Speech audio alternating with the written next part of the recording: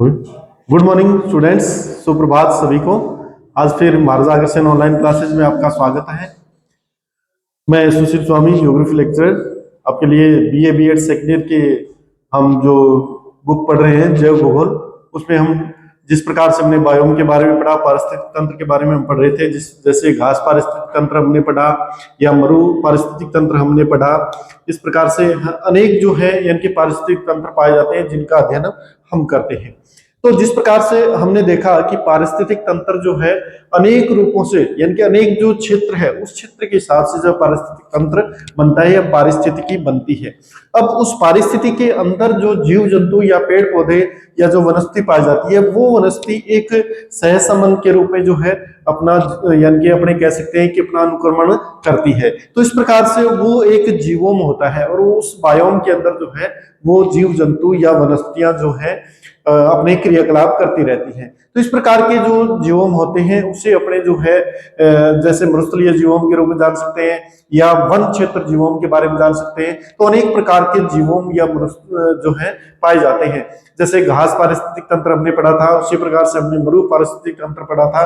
तो उसी प्रकार से हम जो है इनके जिस प्रकार हम कहते हैं मरु पारिस्थितिक तंत्र में जो है हमने पढ़ा था कि जिस प्रकार से अनेक प्रकार के अनुकूलन पाए जाते हैं, अनेक प्रकार के जीव जंतु अनुकूलन पाए जाते हैं, अनेक प्रकार के वनस्पति क्षेत्रों में जो है अनुकूलन पाए जाते हैं। तो ये अनुकूलन जो होते हैं ये अनुकूलन उसके जिस प्रकार से मरु पारिस्थितिक तंत्र का उदाहरण अपने ले तो उसमें जो है जल संरक्षणार्थ या जल प्राप्तार्थ या अपने कह सकते हैं उष्मा की सहनशीलता के अनुसार उष्मा प्रतिरोध उनमें पाया जाता है, या उनमें जो है विभिन्न प्रकार की जो है श्वेत ग्रंथियां उनमें नहीं पाई जाती है, या अभेद्य त्वचा उनकी पाई जाती है, या वनस्पति के रूप में अगर अपने देखें तो वनस्पति जो है इसमें जो है इस प्रकार की वनस्पति पाई जाती है जिससे वाष्पोत्सर्जन क्रिया कम से कम हो।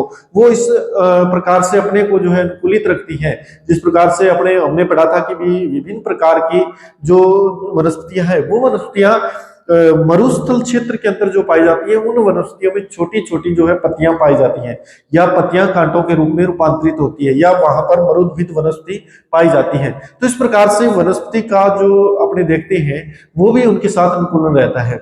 इसी प्रकार से जीव जंतु अगर अनुकूलन हमने देखा था कि भी ऐसे जो जीव जंतु पाए जाते हैं वहां पर वो जीव जंतु उस मरुस्थल के अनुरूप जो है अपना जीवन यापन करते हैं या उसी प्रकार से वो अपना यानी कि अपने कह सकते हैं अनुकूलन उनका होता है। जिस प्रकार से उनमें श्वेत ग्रंथियां नहीं पाई जाती या जो वो उष्मा के प्रति सहनशील होते हैं या उनमें उष्मा प्रतिरोध की क्षमता अधिक पाई जाती है, या अपने ये कह सकते हैं कि उनकी जो त्वचा है वो त्वचा जो है अधिक मोटाई लिए होती है, या अपने ये कह सकते हैं उनकी त्वचा जो है आर्द्रता ग्राही होती है, जो भी वातावरण में आर्द्रता होती है उसको वो ग्रहण कर लेती है। तो ऐसे अनेक जो है अनुकूलन उनमें पाए जाते हैं जिसे अपने मरुस्थल पारिस्थितिक तंत्र कहते हैं।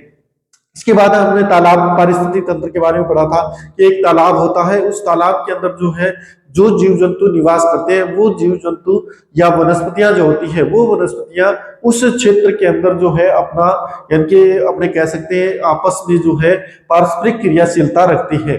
जिस प्रकार से अपने कह सकते हैं उसमें जो है तालाब के अंदर विभिन्न प्रकार के उत्पादक भी पाए जाते हैं, उपभोक्ता भी पाए जाते हैं और अपघटक पदार्थ भी पाए जाते हैं।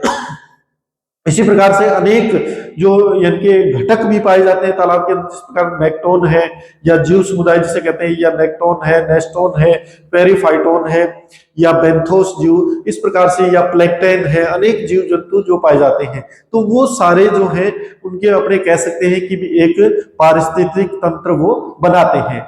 इसी प्रकार से हम देखते हैं आज जो पारिस्थितिक तंत्र हम पढ़ रहे हैं उस पारिस्थितिक तंत्र के अंतर्गत जो है उस पारिस्थितिक तंत्र में हम देखते हैं झील पारिस्थितिक तंत्र, जो यानी कि जिस प्रकार से तालाब एक स्वच्छ जलीय पारिस्थितिक तंत्र है उसी प्रकार से झील भी जो है एक स्वच्छ जलीय पारिस्थितिक तंत्र उसे अपने कह सकते हैं, या यानी कि उसका जो है अपने कह सकते हैं स्वच्छ जलीय शुद्ध जलीय पारिस्थितिक तंत्र जिसे अपने मान सकते हैं। स्वच्छ जलीय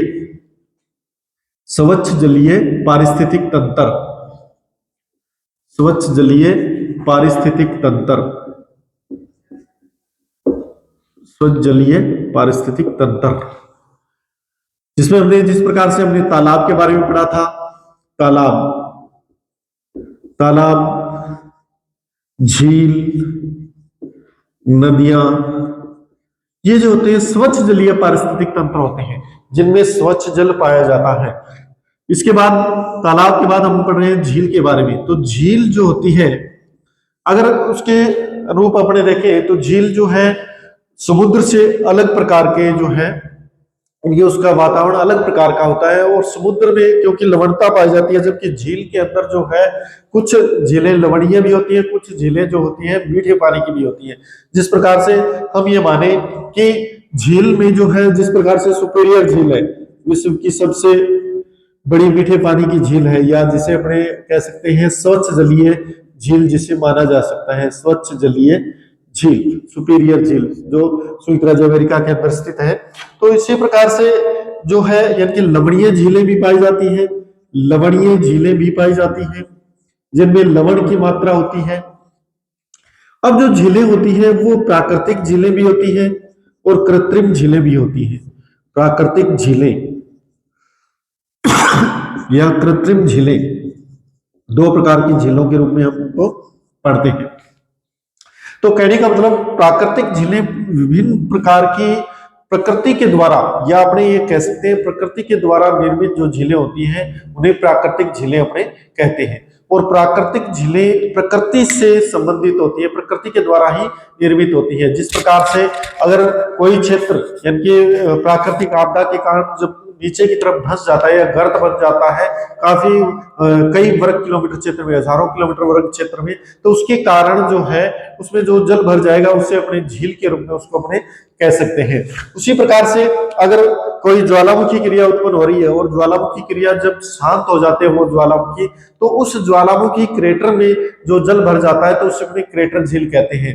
और अगर उसका विस्तृत क्षेत्र होता है तो उसे अपने काल्डेरा झील के नाम से जानते हैं। तो इस प्रकार से जो है विभिन्न प्रकार की झीलें जो है निर्मित होती है जिसे अपने प्राकृतिक झील कहते हैं। इसी प्रकार से कृत्रिम झीलें भी होती है जो मनुष्य द्वारा निर्मित की जाती है, मनुष्य द्वारा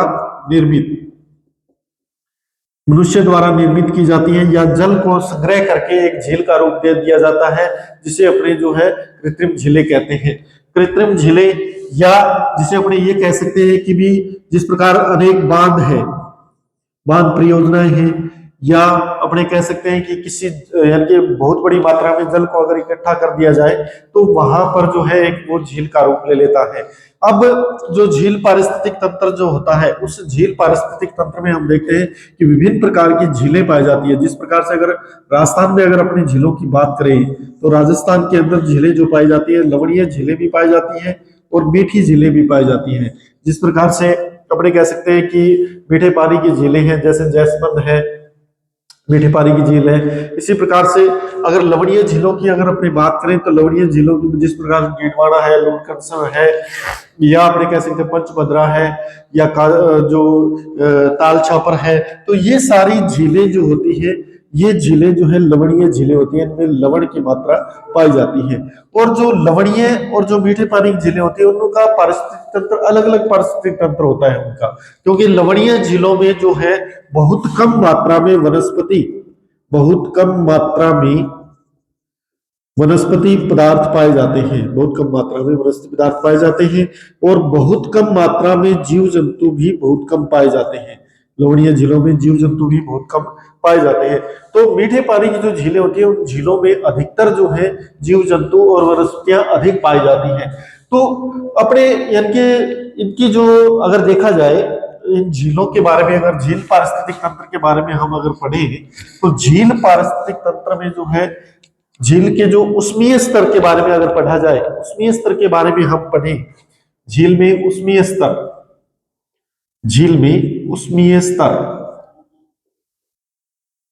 उष्मीय स्तर के बारे में अगर हमने पढ़े तो 3 स्तर मुख्य रूप से इसमें पाए जाते हैं। एक तो अधिस्तर, दूसरा ताप प्रवण स्तर थर्मोक्लाइन या एपिक्लेमिन ताप प्रवण स्तर, तीसरा अगर आपने देखें अधः स्तर। तो जिस प्रकार से अपने कहते हैं कि भी 3 प्रकार के स्तर इसमें उष्मीय स्तर पाए जाते हैं, अधिस्तर, ताप प्रवण स्तर और अधः स्तर। अब अपने देखते हैं अधिस्तर या जिसे अधिस्तर कहते हैं। अधिस्तर जो होता है वो अधिस्तर में यानी कि ऊपरी क्षेत्र में जो झील का जो ऊपरी क्षेत्र होता है जहां पर टेम्परेचर लगभग अगर देखा जाए तो 25 डिग्री अधिकतम और 21 डिग्री न्यूनतम टेम्परेचर वहां पर मिलता है। और इनकी जो गहराई है वो गहराई कम पाई जाती है, यानी मतलब ये जो गहराई है वो कम होती है। और इस कारण जो है अपने ये कह सकते हैं कि भी वहां पर जो है सूर्य का प्रकाश जो है विभिन्न रूप से जो है सूर्य का प्रकाश पर्याप्त मात्रा में पहुंच पाता है। और सूर्य का प्रकाश पर्याप्त मात्रा में पहुंचने के कारण वहां पर विभिन्न प्रकार की वनस्पतियां और जीव जंतु जो है अधिक सर्वाइव करते हैं या अधिक अनुकूलित वहां पर होते हैं। और जीव जंतु जो है वहां इस क्षेत्र में जो है यानी कि अधिस्तर जो क्षेत्र है वहां पर जीव जंतु अधिक पाए जाते हैं। जीव जंतु अधिक पाए जाते हैं। क्यों पाए जाते हैं?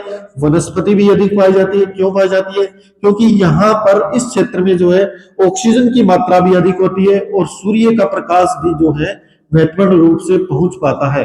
इस कारण जो है यहाँ पर विभिन्न प्रकार के जीव जंतु और जो वनस्पतियां हैं वो अधिक मात्रा में पाई जाती है, जिसे अपने अधिस्तर कहते हैं। इस अधिस्तर में जो है अपने कह सकते हैं कि जल का चक्रण भी अधिक होता है। जल का चक्रण भी अधिक होता है। कहने का मतलब कि यानी कि जल जो है यहाँ पर एक चक्रीय रूप से घूमता रहता है।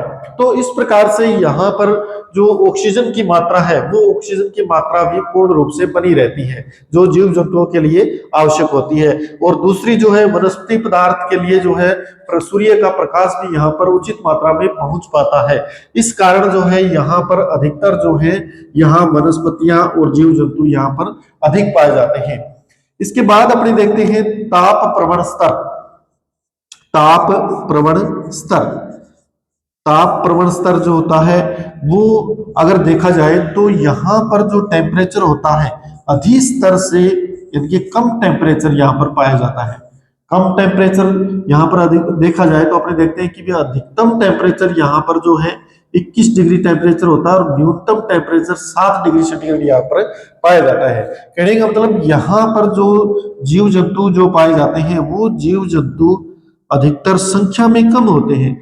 यहाँ पर वनस्पति भी संख्या में कम पाई जाती है क्योंकि यहाँ पर जो सूर्य का प्रकाश है वो सूर्य का प्रकाश जो है बहुत कम मात्रा में पहुंचता है, या अपने कह सकते हैं मध्यम स्तर के अनुसार जो है यहाँ पर मध्यम ताप यहाँ पर पहुंच पाता है। और यहाँ पर भी जो है कभी कभी जो अपने देखते हैं कि यहाँ पर भी चक्रण की अवस्था पाई जाती है, इनकी लेकिन बहुत कम पाई जाती है। अधिस्तर से कम जो है चक्रण की अवस्था यहाँ पर पाई जाती है। तो ये स्तर जो है मध्य का स्तर होता है। मध्य का स्तर यानी कि किसके मध्य का? अधिस्तर और अधः स्तर का। तो उसके कारण जो है यहाँ पर अपने ये कह सकते हैं कि ये महत्वपूर्ण स्तर कहलाता है, यानी कि जीव जंतुओं का इसे अपने महत्वपूर्ण स्तर मान सकते हैं। इस प्रकार हम देखते हैं कि भी तीसरा जो स्तर होता है, तीसरा स्तर जिसे अपने ये कह सकते हैं तीसरा स्तर होगा अधः स्तर।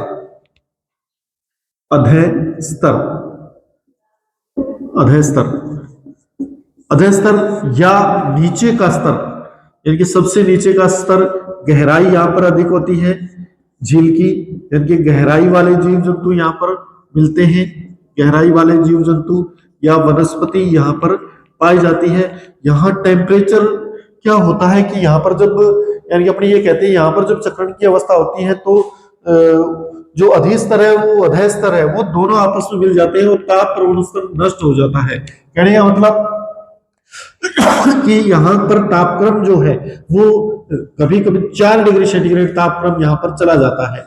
और इस प्रकार जो है यानी कि जो नीचे का जो जल होता है वो अधिक ठंडा नहीं हो पाता है क्योंकि अधिस्तर और अधः स्तर आपस में चक्रण कर लेते हैं। तो उसके कारण जो है यहाँ टेम्परेचर जो है सामान्य बना रहता है, जिसके कारण जो अंदर के जो जीव जंतु है गहराई के वो जीव जंतु यहाँ पर जीवित रह पाते हैं। इस प्रकार से इनके तीन इसके उष्मीय स्तर अपने देख सकते हैं कि उष्मा के आधार पर देखा जाए तो 3 उसके उष्मीय स्तर देख सकते हैं अपने। अधिस्तर है, ताप प्रवण स्तर है और अधः स्तर है। इन सभी में जीव जंतु और वनस्पति जो है अपने ये कह सकते हैं कि गहराई के अनुसार यहाँ पर वनस्पतियां पाई जाती है। इसके बाद हम देखते हैं कि भी प्रकाशित क्षेत्र, झील का प्रकाशित क्षेत्र, झील का प्रकाशित क्षेत्र। अब झील का जो प्रकाशित क्षेत्र है उसे भी अपने तीन रूपों में देख सकते हैं कि भी एक तो होता है सुप्रकाशित क्षेत्र, सुप्रकाशित क्षेत्र। दूसरा होता है अल्प प्रकाशित क्षेत्र, अल्प प्रकाशित क्षेत्र, अल्प प्रकाशित क्षेत्र।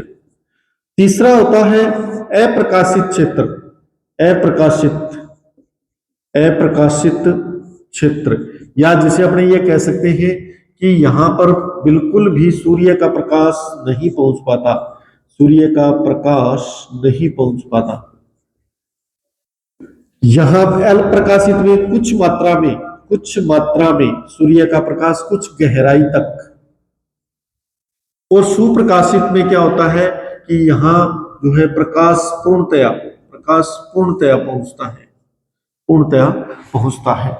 तो अपने ये कह सकते हैं जिस प्रकार से सुप्रकाशित जो क्षेत्र है, तो सुप्रकाशित क्षेत्र में अधिकतर जो तापमान, अधिकतर जो सूर्य का प्रकाश है वो सूर्य का प्रकाश पूर्ण रूप से पहुंचता है लगभग अपने ये कह सकते हैं 53 मीटर की गहराई तक, 53 मीटर की गहराई तक जो है सूर्य का प्रकाश यहाँ पर पहुंच पाता है, और यहाँ जीव जंतु और वनस्पति जो है बहुत अधिक मात्रा में पाए जाते हैं। इसके बाद हम देखते हैं कि भी लगभग जो है 80 मीटर से 200 मीटर की गहराई पर अगर झील में चले जाए तो वहां पर उसे जो है अल्प प्रकाशित क्षेत्र कहेंगे। वहां जो है सूर्य का प्रकाश यानी कि कम मात्रा में पहुंचता है, इसलिए जीव जंतु या वनस्पतियां धीरे धीरे यहाँ पर कम हो जाती हैं। इसी प्रकार से अगर अप्रकाशित क्षेत्र की अपनी बात करें तो अप्रकाशित क्षेत्र जहां जिसे अपने कह सकते हैं कि भी गहरा क्षेत्र, गहरा क्षेत्र, या जिसे अपने कह सकते हैं अंधकार क्षेत्र, अंधकार क्षेत्र, यहां पर सूर्य का प्रकाश बिल्कुल भी नहीं पहुंचता है, बिल्कुल भी नहीं पहुंच पाता है। इसलिए यहां पर जो है अपने कह सकते हैं कि जीव जंतु या वनस्पति जो है नगण्य रूप से यहाँ पर पाए जाते हैं। तो ये जो झील का जो प्रकाशित क्षेत्र है, इस प्रकाशित क्षेत्र के अनुसार भी वहां पर जीव जंतु पाए जाते हैं। तो झीलों में जिस प्रकार से अपने कह सकते हैं विभिन्न प्रकार की वनस्पतियां, यानी जिस प्रकार अपने कह सकते हैं प्लैंकटन जीव जंतु या जूप्लैंकटन या अन्य जो जीव जंतु है छोटे मोटे, जिस प्रकार से मछली है, स्वच्छ जलीय मछली है, या जिस प्रकार से अपने कह सकते हैं कि विभिन्न प्रकार के छोटे मोटे जो है जीव जंतु यहाँ पर पाए जाते हैं। इसी प्रकार से यहाँ पर वनस्पति भी यानी जलीय वनस्पति भी इन क्षेत्रों में पाई जाती है। तो कहने का मतलब ये जो है प्रकाश के आधार पर जहां तक सूर्य का प्रकाश पहुंचता है वहां तक जो है इसमें जीव जंतु और वनस्पतियां पाई जाती है। इसके बाद हम देखते हैं कि झीलों के जो प्रकार है, झीलों के जो प्रकार हैं उसमें कुछ झीलें जो होती हैं वो जिस प्रकार से हम कह सकते हैं कि भी स्वपोषी झीलें होती हैं, स्वपोषी, स्वपोषी झीलें भी होती हैं जो यानी कि जिनमें पोषण की जो होती है उनमें जो जिस प्रकार से जीव जंतु का जो पोषण करते हैं वो जीव जंतु एक दूसरे से स्वपोषण करते हैं, जिसे अपने स्वपोषी झीलें कहा जाता है। इसी प्रकार से दूसरे प्रकार की जो झीलें होती है उसे अपने अल्पपोषी झीलें कहते हैं।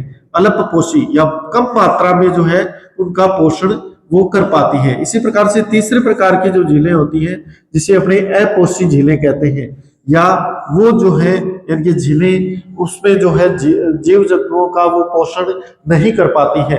तो इस प्रकार से झील पारिस्थितिक तंत्र जो होता है वो स्वच्छ जलीय पारिस्थितिक तंत्र होता है, और यहाँ पर जो जीव जंतु और जो वनस्पति पाई जाती है वो स्वच्छ जलीय वनस्पति या जीव जंतु ही यहाँ पर पाए जाते हैं। स्वच्छ जलीय झीलें जो होती है या अपने ये कह सकते हैं कि अनेक क्षेत्रों में इस प्रकार की झीलें बनती है, या जिसे अपने कह सकते हैं प्राकृतिक झीलें भी मान सकते हैं अपने, और मानव निर्मित झीलें भी यहाँ पर पाई जाती हैं। तो इस प्रकार से झील पारिस्थितिक तंत्र जो होता है तालाब पारिस्थितिक तंत्र के बिल्कुल अलग होता है, लेकिन उसमें जो है तालाब में जो जीव जंतु पाए जाते हैं वो जीव जंतु जो है झील के अंदर नहीं पाए जाते हैं। इसी प्रकार से जो वनस्पति तालाब के अंदर पाई जाती है वो वनस्पति झीलों के अंदर बहुत ही कम मात्रा में पाई जाती है। तो अपने ये कह सकते हैं कि जो झील जो होती है वो स्वच्छ जलीय पारिस्थितिक तंत्र कहलाती है, और उसमें जो गहराई के अनुसार जहां तक उसमें अपने ये कह सकते हैं प्रकाश पहुंचता है वहां तक जो है यानी कि इसमें जो है वनस्पति पदार्थ और जीव जंतु यहाँ पर पाए जाते हैं या अनुकूलन वहां पर करते हैं। तो इस प्रकार से झीलों का जो पारिस्थितिक तंत्र होता है वो स्वच्छ जल के रूप में देखा जाता है। और स्वच्छ जल जो है जिन क्षेत्रों, जिन जीवों और वनस्पतियों को स्वच्छ जल की आवश्यकता होती है, वे जीव जंतु ही जो है यहाँ पर सर्वाइव करते हैं, यहाँ पर अनुकूलन करते हैं। तो धन्यवाद स्टूडेंट्स।